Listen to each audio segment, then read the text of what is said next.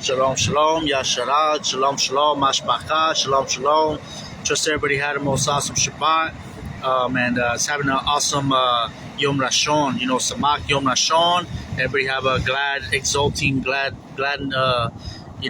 first Yom of the Shabbat to all the Mashpacha. Look at this water coming up close all of a sudden because I'm talking on the phone. Telling reality is real. I'm not mad at you. It's just cool. It's funny how they do it. Or the water, like this is the positive side. This is Shamayim Ram stuff. What I wanted to let y'all see is like the water was not coming up here up until I got on the phone. Came up here when I first got here, and then it never came back. And then right when I got on the phone, it started rushing back up here again.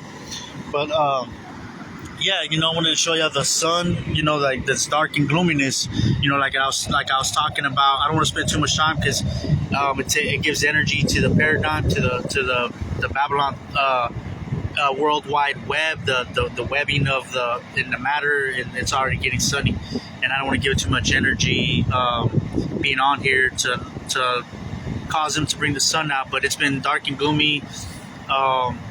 Yesterday was a little bit sunny, but I did entertain things. And then even yesterday, when I was trying to do Shabbat reading and my phone cut off, I took that as a cue that I'm operating in a conflict of interest, trying to share a word, doing a teaching or whatever, not whatever, but a word presentation in an unclean place. It's kind of great. Like, it's great enough for me to hang out there and allow Yahuwah to let me do what I'm supposed to do there, to pay my dues. I'm on probation, so I gotta be there. Part of it's like, like you owe Caesar what you owe Caesar, pay your dues. And he's teaching me the gray areas, like it's not being reverenced, so it's like a perfect gray area because the enemy thought he would have me compromise, especially in my conviction, in my conscience, like, oh man, I'll be all broken. Woe is me. I'm in this home and I can't go nowhere because, I'm on probation. If I leave, they'll find me, put me in jail. But now I got to like break Torah and be in this unclean situation with an idol, But that's what the enemy wanted because either way, he just gets a laugh out of seeing you, woe is me, But nonetheless, not just to get the laugh out of you, the satisfaction of your suffering, through your conscience, but even he just takes all that energy. Whatever energy being projected is not being projected to be productive for building the reign of Yahuwah Yahusha, New Yerushalayim, of the reign of Yahuwah Yahusha Elohim and the Ruach HaKodesh, New Yerushalayim, then it goes to the enemy in a sense. It's like you're either funding Yah's reign or you're funding the enemy's reign. And the way you project your energy dictates who you're funding, regardless of what you say and believe. You can say you're Natsarym all day, but if you're finding your pleasures in the world, Shabbat is a great time, to do that introspect and get grounded, to get centered back in Yah. Because those of you who are very ardent about it, if you know what I mean, Yashayahu 58 says, do not even speak your own words nor do your own pleasures on my Shabbat, on my Kodash Yom. So once you get okay, I'm not going to say anything idle myself. Oh, did you hear about this? Or did you know about that? Or did you see that new thing? Or even get worried, did you hear about what the government said? Nah, Shabbat is a day that none of it exists. It's just all about Yah, Yahuwah Yahusha, just resting and trusting that he's got everything under control. That's what your meditation should be. So you shut it all down. Unless you're going to speak things concerning the word, you get a word and it has to do with Shabbat context, not just a word, but it can be like, oh, I got a word about that job thing you received, like on Shabbat. That might not be from Yahuwah. So that's how the enemy tries to trip you up. The filter's got to be like things pertaining to Shabbat, like the new Shamayim, the new Arats, things like that. The rest, it should just be, so that's why I just read the scripture. It's the best way to do it. Like, the best bet is just reading the scripture. We see the examples of that. They went into synagogue to read Yashayahu, I read the same ones that Yahusha was reading, the one of the chapter before that, Yashayahu 60. But it gives us a great example of what to be doing on Shabbat. And so that, nonetheless, that spills over through Shabuah. You stay locked in that meditation. It centers you, grounds you, and then you're ready to go back out in the Shabuah with fresh, new, strong, full armor, rested, ready to prevail over intrusive thoughts and attacks against your emotions and thought patterns and your fleshly high, your desires, your worries, your guilty pleasures, all that in the flesh, right? So, but you're stronger, you're more easier to combat it. But the way you want to do it now is start thinking of every Yom as a Shabbat. Now, I know that sounds a little cliche like that, Christianity, but they stole that because they use that in the wrong way. They say, oh, every day's, his Yom we rest in him. That's just words. They just mean that they're saved. Like, they believe in him, so they don't have to do anything as far as, like, pertaining to the commandments. That's what they mean. Like, oh, we don't have to keep the commandments, we're just resting on him. But yet, they're probably giving into the inclinations of the flesh, so they get that compromise rest ruach, that compromise rest spirit energy that makes them feel like, they're BS, they're favored, they're BS, living their best guy now, everything's going their way. They may not even have any issues struggling with sin because they've already been compromised somewhere else that is not sin related, and that's how the enemy likes to get people. Like, if you struggle with greed, if your thing is greed, then the enemy's not going to have to tempt you with like lust or anger or bitterness or drugs or anything. You already fell. You're already, taken by greed. So you just think you don't think you struggle with greed. You might struggle with greed and not know it. You might struggle with selfishness and not know it. You might struggle with pride. Pride can be thinking you're better than everybody and not know it. And you might be part of a delusional alternate universe construct thinking that you're being favored by Yah. Because I've had this happen. I have to check myself too, where you have to make sure that it is from Yah and not a counterfeit bringing you all this favor where everything's like bowing down to you. All in the name of getting you to like exalt yourself, in the name of feeling like I'm chosen by Yah. Now it's like, well, thank you, Yah, for tender kindnesses, duality. In one sense, it's like, I don't know, it can be the enemy trying to trip me up, and get me to exalt myself. Like all this baraka is coming to me, the Yashayahu 60 procession, sovereigns and all that coming in procession, giving you the tuba, the best of the best. Like we see in the videos, every time I'm sharing a word, there's like a squirrel or little birds like hanging around. In this case, a little bird right here too, right on the beach. I'll show you right here, a little bird. He's just chilling. I don't know if you see him, but he been looking over here. He comes up, he hangs out with me all the time. I know that bird. Every time I come, he stays close. What's up, buddy? Not to get distracted, but he's cool. He deserves a little cameo. Praise Yah. But so you get a lot of little tender kindnesses. I'm not talking about the stuff that the world gives. Like Yahusha says, I give to you not as the world gives. My shalom I leave with you. He was saying, I don't give materialistic BSings. I don't give you all that materialistic enriching prosperity like the materialistic things the world gives. I give eternal ahava, shalom, and samacha. Eternal peace, love, and joy, and the ruach, and then everything else that is added to that is like a physical manifestation that complements it. It's just a little tender kindness. Like even just people walking through is a tender kindness. It's like it just helps you feel like you're not alone. Like you're still got people surrounding you, like Malakim the Shamayim above, because no one wants to feel alone. But in a way, it's kind of like the word attracts people. We talk a lot about like we talk a lot about the math as far as like our thoughts are like those sound waves, right? Where they vibrate and they create all these patterns. You throw sand on it, they go into all these cool patterns. You throw water, it goes into all these cool patterns.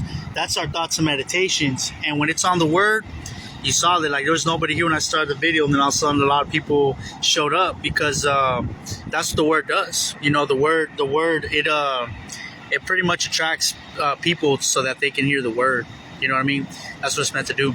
So praise Yah for that. Like everything comes, like even birds will fly directly overhead. I don't usually catch these kind of things. I don't know if you can see that, but yeah, it just every time I share the word, it does that, and so it's like almost regardless of whether they understand what you're saying or not, they can feel the vibration of eternal high. I think is what people sense and what their soul subconsciously draws them to go in line with that pattern, to fall in line with that the pattern of that meditation of Yahuwah. Like the bird hasn't left, he just He just hangs out with me all day in front of me, kind of like Zazu in Lion King, right? He'd be like, when I be walking, he'd be flying, and I'm like, yeah, I'm working on my roar, you know. But I got a little ant over here. I don't know if you can see him. But nonetheless, all this was to say, I was trying to see if I could get a little word in before the sun comes out. And Barak Yahuwah, I just wanted to say that it's still gloomy. All this to say that, you know, I kept Shabbat. Again, yesterday, I started to get on the phone, right, doing my teaching. It was actually gloomy then, but the sun started coming out when I started my video. And Yahuwah, I'm using my new phone. That's the trippy thing. All this, by the way, is on my new phone. In case you're wondering, like, about the glitches, because I know a lot of y'all wonder, like, how do we know it's not just some kind of special rig phone? Here's the original phone. All right, that's what I have. Cloud Mobile, ironically Cloud, and how can I prove it? But this is the older phone. That's all I can say. I don't know if there's like a date on here when it's activated. But let me see if I can find something on here. You just gotta use some measure about nah. Oh, sun's coming out. 2 phones. But nonetheless, see, maybe about phone.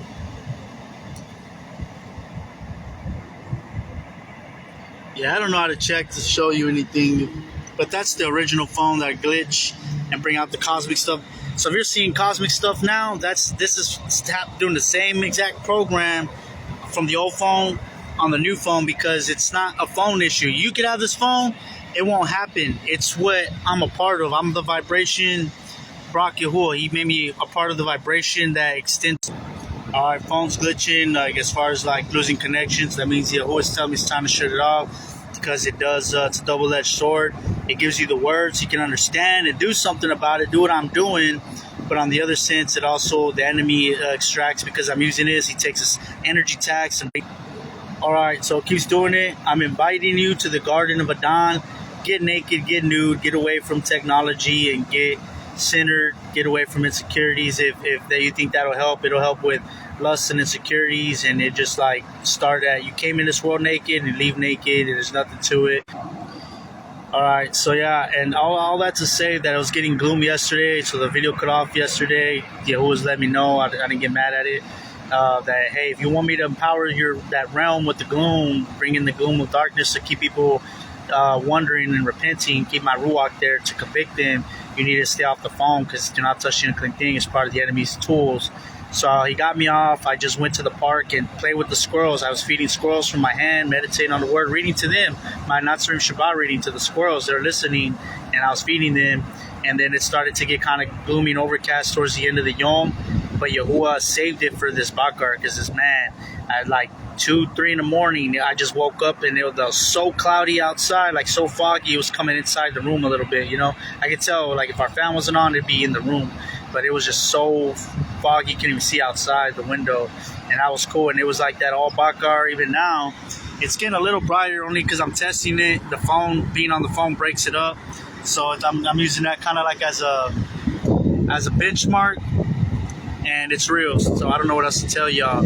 You know, if you sold out for Facebook, Mashbaka, you know, I would say that's not it. You know, it's still a little bit of a delusion. It's still a little bit of like selling out for your best life now, like you're already arrived at the congregation, but it's through the means of worldly devices. And when I put that video of the mask, I meant like everybody gets this like worldly charge through it though. Like it's gonna kind of code you a little bit, everybody, in some kind of way.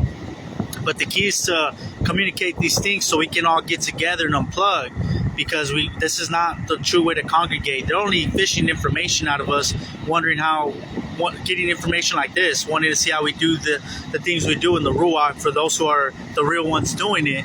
But for those of you who are like talking about recipes and vacations, and you're still in Babylon, you're a fake Natsarym soap opera, you know, Natsarym Bollywood version of Natsarym on Facebook in a way, you know what I mean? You got to come out of that. This is real. Like, forsake all this, you know, like Yahusha said, if whoever has left homes, lands, families, children's, wives, husbands, brothers, sisters, Facebook, social media, for my name's sake, shall receive 100-fold mashpaka, and that 100-fold are the malakim of the shaman that walk around you, and they just feel that essence, like that presence of Yah, like they're watching you, they're with you, they're not going to leave you, and you're always going to be taken care of. And then 1,000-fold on the next side to come. He was real when he said all that. It's not like just some sounds great poetic, reading like Shakespeare. This thing is real for those who want to do it. There's levels to it, and I'm trying to tell you where the utmost level is. But we're like climbing up a mountain, and people are taking the nice, cool little paved road, and I'm like, hey guys, come here. Like I found this little hidden little trail, kind of seeing there's fruit alongside, but everybody wants to take that paved road where there's just dead trees, the nice little bushes with flowers but no fruit.